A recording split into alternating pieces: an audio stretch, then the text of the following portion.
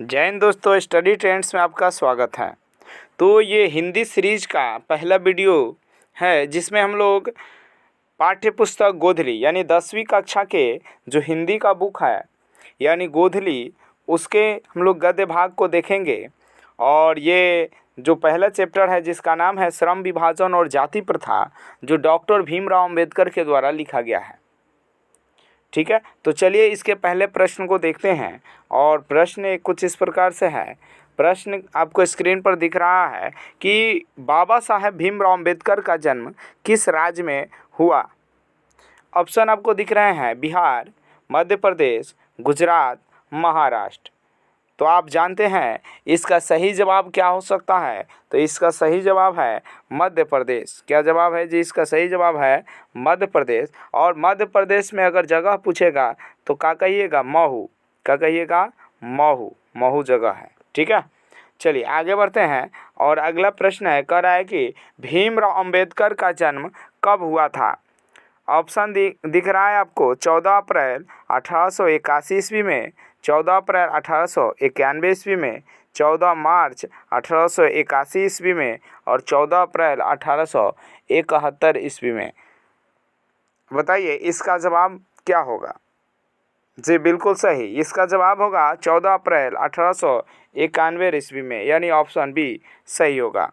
चलिए अगले प्रश्न को देखते हैं। अगला प्रश्न कह रहा है कि भारत में बेरोजगारी का मुख्य कारण है। तो देखिए ऑप्शन दिया हुआ है जाति प्रथा, दहेज प्रथा, अशिक्षा, भ्रष्टाचार। तो बताइए कि इसका जवाब क्या होगा। जी बिल्कुल सही, इसका जवाब होगा जाति प्रथा। यानी जाति प्रथा के कारण से सबसे ज़्यादा बेरोजगारी भारत में उत्पन्न होती है। चलिए अगले चैप्टर की ओर चलते हैं, अगले प्रश्न की ओर चलते हैं। और अगला प्रश्न कह रहा है कि श्रम विभाजन और जाति प्रथा पाठ अंबेडकर के किस भाषण का हिंदी रूपांतरण है। अंबेडकर के किस भाषण का हिंदी में रूपांतरण है यह पाठ। तो आपको बता दें इसका जवाब होगा annihilation of caste. Annihilation of caste, caste का मतलब ही होता है जाति। ठीक है, तो ये जो अंग्रेज़ी में इन्होंने लिखा था, डॉक्टर भीमराव अंबेडकर अंग्रेजी में लिखे थे एनिहिलेशन ऑफ कास्ट, ये भाषण था। ठीक है, और इसी का हिंदी में रूपांतरण किया गया है, जिसको कहा गया है, नाम दिया गया है श्रम विभाजन और जाति प्रथा। तो चलिए अगले प्रश्न की ओर चलते हैं। और अगला प्रश्न है कि आधुनिक सभ्य समाज किसके लिए श्रम विभाजन को आवश्यक मानता है। तो ऑप्शन है कि अपनी स्वार्थ सिद्धि के लिए, कार्य कुशलता के लिए, जातीय उत्थान के लिए, या इनमें से कोई नहीं। चलिए जवाब दीजिए इसका। जी हाँ बिल्कुल सही है कि इसका जवाब होगा कार्य कुशलता के लिए। यानी आधुनिक जो सभ्य समाज है किसके लिए श्रम विभाजन को आवश्यक मानता है कि ये विभाजन होनी चाहिए, तो कार्य कुशलता के लिए। तो चलिए अगले प्रश्न की ओर चलते हैं। और अगला प्रश्न कह रहा है कि जाति प्रथा भारत में बेरोजगारी का एक प्रमुख एवं प्रत्यक्ष कारण बनी हुई है, क्योंकि। तो ऑप्शन दिया हुआ है यह इच्छित पेशा चुनने की अनुमति नहीं देती है, पैतृक पेशा चुनने को बाध्य करती है, कार्य कुशलता से कोई मतलब नहीं है, उपरोक्त सभी। जी हाँ बिल्कुल सही जवाब है। इसमें सभी के सभी प्रश्न क्या हो जाएंगे जी? सही हो जाएंगे। यानी सब के कारण से बेरोजगारी उत्पन्न होती है भारत में। यानी अगर आपको अपनी इच्छा के अनुसार पेशा चुनने की अगर अनुमति ना हो तो समझिए कि एक तरह से आप बेरोजगार हैं। पैतृक पेशा चुनने को बाध्य करती है, यानी जिस घर में जन्म हो गया, अगर आपके पिताजी किसान हैं तो आपको खेती ही करना पड़ेगा, भले आपको उसमें रुचि हो या ना हो। तो इससे भी बेरोजगारी बढ़ती है। कार्य कुशलता से कोई मतलब नहीं है, यानी आपको कोई कार्य करने में आप कितना निपुण हैं इससे अगर कोई मतलब नहीं है तो इसका मतलब आप सक्सेस नहीं होंगे। तो इसका मतलब ये है कि ये बेरोजगारी के कारण है। तो ऑप्शन डी यहाँ पर सही हो जाएगा। चलिए अगले प्रश्न को चलते हैं। और अगला प्रश्न कह रहा है कि भाईचारे का संबंध दूध और पानी के मिश्रण सा क्यों बताया गया है। यानी भाईचारे का संबंध दूध और पानी के मिश्रण सा क्यों बताया गया है। कह रहा है कि एक दूसरे के पूरक हैं, एक दूसरे को अलग कहते हैं, दोनों में कोई संबंध नहीं है, इनमें से कोई नहीं। अब बताइए क्या होगा।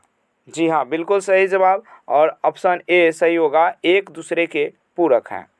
तो चलिए अगले प्रश्न को चलते हैं। और अगला प्रश्न कह रहा है कि जाति प्रथा क्या निर्धारण करती है, यानी जाति प्रथा से क्या निर्धारित होता है? पेशा, दिनचर्या, व्यापार या कुछ नहीं? तो जवाब होगा पेशा। जी हाँ, बिल्कुल सही है।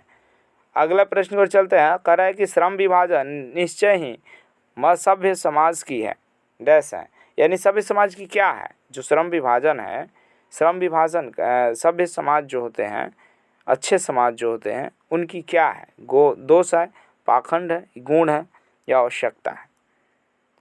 तो जवाब हो जाएगा आपका कि ये आवश्यकता है। यानी सभ्य समाज जो है, अच्छे समाज जो है, इसमें श्रम विभाजन की क्या है? आवश्यकता है। यानी लोगों को काम बांट दिया जाए जिससे उनमें क्या होगा? कुशलता बढ़ेगी। तो चलिए अगले प्रश्न की ओर चलते हैं। और अगला प्रश्न कर रहा है, किसने श्रम विभाजन के नाम पर श्रम को विभाजित कर दिया है? किसने श्रम विभाजन के नाम पर श्रम को विभाजित कर दिया है? तो जवाब होगा सभ्य समाज ने। चलिए अगले प्रश्न की ओर चलते हैं। और अगला प्रश्न कर रहा है, लोकतंत्र मूलतः सामूहिक जीवनचर्या की एक रीति तथा समाज में सम्मिलित अनुभवों के आदान प्रदान का नाम है। यह किनकी उक्ति है? यानी ये बात किसने कहा था? लोकतंत्र मूलतः सामूहिक जीवनचर्या की एक रीति है तथा समाज में सम्मिलित अनुभवों के आदान प्रदान का नाम है लोकतंत्र। यानी लोकतंत्र का एक तरह से इनके अनुसार क्या था? परिभाषा था। तो वो कौन से व्यक्ति थे? तो डॉक्टर भीमराव अंबेडकर, यानी जवाब होगा बी। अगले प्रश्न को चलते हैं। और अगला प्रश्न कह रहा है आपसे कि भारतीय संविधान का निर्माता कहकर किन्हें श्रद्धांजलि अर्पित की जाती है? तो डॉक्टर भीमराव अंबेडकर ही सही होंगे। चलिए आगे बढ़ते हैं। क्या होगा? कह रहा है कि जाति प्रथा को यदि श्रम विभाजन मान लिया जाए तो यह स्वाभाविक विभाजन नहीं है। क्यों? ऑप्शन है, यह मनुष्य की रुचि पर आधारित नहीं है, यह सामाजिक परंपरा पर आधारित है, यह व्यक्ति की कार्य कुशलता पर आधारित है, या ऑप्शन डी है इनमें से कोई नहीं। तो जवाब होगा कि यह मनुष्य की रुचि पर आधारित नहीं है और यही कारण है कि ये क्या होंगे जी? स्वाभाविक विभाजन नहीं होंगे। तो चलिए अगले प्रश्न की ओर चलते हैं। और अगला प्रश्न कह रहा है आपसे कि श्रम विभाजन और जाति प्रथा निबंध के लेखक कौन है? चलिए जवाब दीजिए। ऑप्शन है हजारी प्रसाद द्विवेदी, अमरकांत, भीमराव अंबेडकर, नलिन बिलोचन शर्मा। तो जवाब होगा ऑप्शन सी, यानी भीमराव अंबेडकर। अगला प्रश्न है और कह रहा है, भीमराव अंबेडकर का निबंध है नागरी लिपि, श्रम विभाजन और जाति प्रथा, विष के दांत, बहादुर। तो आपको पता है कि नागरी लिपि गुणाकर मूले के द्वारा लिखा गया है। जो विष के दांत है यह हजारी प्रसाद द्विवेदी का है और बहादुर जो हैं अमरकांत के द्वारा लिखे गए हैं। नहीं, विष के दांत जो है नलिन बिलोचन शर्मा के द्वारा लिखे गए हैं, नागरी लिपि गुणाकर मूले के द्वारा, और श्रम विभाजन जाति प्रथा भीमराव अंबेडकर के द्वारा, बहादुर जो है अमरकांत के द्वारा लिखे गए हैं। तो इसका सही जवाब होगा कौन? तो श्रम विभाजन और जाति प्रथा। आपको पता है एनिहिलेशन ऑफ कास्ट जो अंग्रेजी में इन्होंने स्पीच दिया था, उन्हीं का ये हिंदी रूपांतरण है। तो चलिए अगले प्रश्न को चलते हैं और कह रहे भीमराव अंबेडकर की मृत्यु कब हुई थी? डॉक्टर भीमराव अंबेडकर की मृत्यु कब हुई थी? तो ऑप्शन आपको दिख रहा है। कह रहा है 1956 में, 1958 में, 1961 में और 1963 ईस्वी में। तो इसका सही जवाब होगा 1956, यानी ऑप्शन नंबर ए। अगला प्रश्न है, the caste in India their mechanism के लेखक हैं महात्मा गांधी, विनोबा भावे, भीमराव अंबेडकर, ज्योतिबा फुले। तो जवाब होगा डॉक्टर भीमराव अंबेडकर, यानी ऑप्शन सी। कह रहा है भीमराव अंबेडकर के चिंतन और रचनात्मक के प्रेरक थे, यानी वे किससे प्रेरित थे? ऑप्शन है कबीर, बुद्ध, यानी भगवान बुद्ध के बारे में कह रहा है, ज्योतिबा फूले या उपयुक्त सभी? तो इसका जवाब होगा उपयुक्त सभी। ये इन तीनों से क्या थे जी? प्रेरित थे। तो ऑप्शन के अनुसार ये क्या हो जाएगा? उपयुक्त सभी हो जाएगा। अगले प्रश्न की ओर चलते हैं। कह रहा है श्रम विभाजन और जाति प्रथा किस विधा की रचना है? यानी ये निबंध है, कहानी है, आलेख है या डायरी है? तो जवाब होगा, आपको भी पता है, एनहिलेशन ऑफ कास्ट का ये हिंदी रूपांतरण है और इसलिए ये निबंध हो जाएगा। अगला है, कह रहा है कि जाति प्रथा का सबसे बड़ा दोष क्या है? ऑप्शन है लिंग निर्धारण करना, पेशे का निर्धारण करना, संस्कार का निर्धारण करना, इनमें से कोई नहीं। तो जवाब होगा पेशे का निर्धारण करना, ये सबसे बड़ा दोष है। तो ऑप्शन बी सही होगा।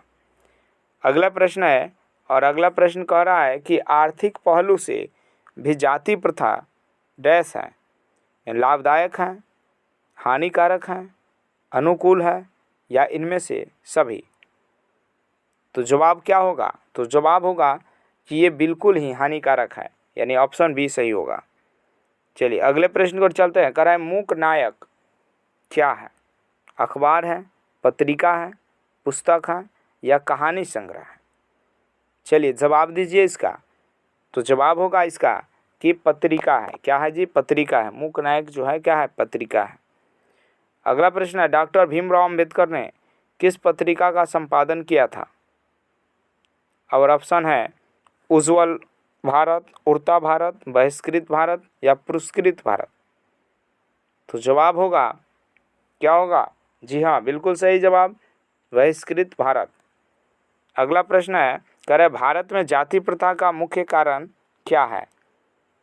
तो 24 नंबर ऑप्शन ए है बेरोजगारी, गरीबी, उद्योग धंधों की कमी और ऑप्शन डी है अमीरी। तो चलिए इसका जवाब होगा ऑप्शन सी, यानी कि उद्योग धंधों की कमी। भारत में जाति प्रथा का मुख्य कारण क्या है? तो उद्योग धंधों की कमी, यानी यहाँ पर फैक्ट्रियाँ बहुत कम हैं। आगे देखेंगे, कह रहा है आधुनिक सभ्य समाज में कार्यकुशलता के लिए किसे आवश्यक मानता है? श्रम विभाजन या धन विभाजन या जन विभाजन या जाति विभाजन? तो ये श्रम कुशलता के लिए मानता है श्रम विभाजन को सही। अगला है, डॉक्टर भीमराव अंबेडकर के पिता का नाम क्या था? ऑप्शन है रामदेव सकपाल, रामजी सकपाल, रामकिशुन सकपाल, राधे श्याम सकपाल। जवाब होगा आपका रामजी सकपाल, यानी ऑप्शन खोजिए, यहाँ पर देखिए बी है। अगले प्रश्न को चलते हैं, और अगला प्रश्न कह रहा है जाति प्रथा का श्रम विभाजन मनुष्य की डैश पर निर्भर नहीं रहता? स्वेच्छा पर, रुचि पर, कार्यकुशलता पर या उपयुक्त सभी पर? तो देखिए, जब भी जाति प्रथा का श्रम विभाजन, तो जाति प्रथा के आधार पर अगर श्रम विभाजन किया जाता है तो समझ जाइए कि ना तो स्वेच्छा से आप कोई कार्य कर सकते हैं, उसमें रुचि हो चाहे ना हो फिर भी कार्य करना पड़ेगा, कार्य कुशलता हो चाहे ना हो फिर भी कार्य करिएगा, यानी कि ये सभी निर्भर नहीं करते हैं। चलिए अगला है, कह रहा है कि अंबेडकर के अनुसार आदर्श समाज किस पर आधारित होगा? कह रहा है स्वतंत्रता पर, समता पर, भ्रातृत्व पर या उपयुक्त सभी पर? तो जवाब क्या होगा? तो जवाब होगा उपयुक्त सभी पर, यानी इन्होंने बताया कि जो सभ्य समाज है वो समानता, यानी सबको समान अधिकार मिले, स्वतंत्रता, सबको स्वतंत्रता मिले अपनी बात कहने की, अलग अलग अपने रुचि के अनुसार कार्य करने की, और सब में क्या हो? प्रेम हो, भाईचारा हो, इसीलिए उपयुक्त सभी सही होगा। चलिए अगले प्रश्न को चलते हैं, और अगला प्रश्न कह रहा है कि जाति प्रथा मनुष्य को जीवन भर के लिए डैश में बांध देती है?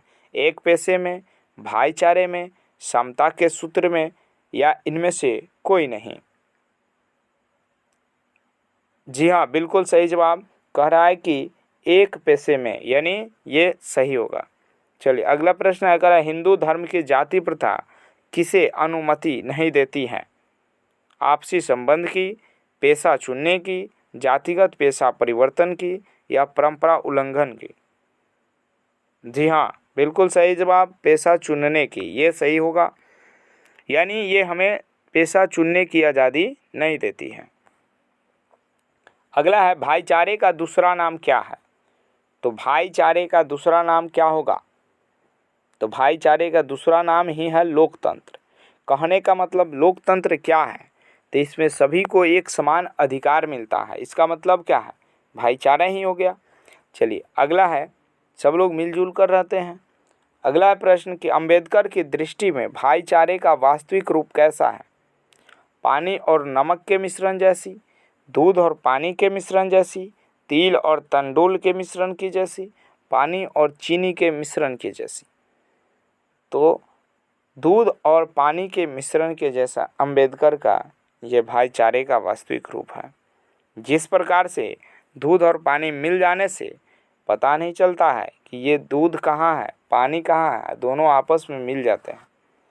उसी तरह से कह रहा है कि अंबेडकर के भाईचारे की वास्तविक रूप यही है। कह रहा है कि अंबेडकर बेरोजगारी का प्रमुख और प्रत्यक्ष कारण किसे मानते हैं? तो अंबेडकर के द्वारा जो बेरोजगारी का प्रमुख कारण और प्रत्यक्ष कारण होता है वो है जाति प्रथा। ये जाति को मानते हैं कि जाति ही है जो सारे बेरोजगारी का प्रमुख कारण है।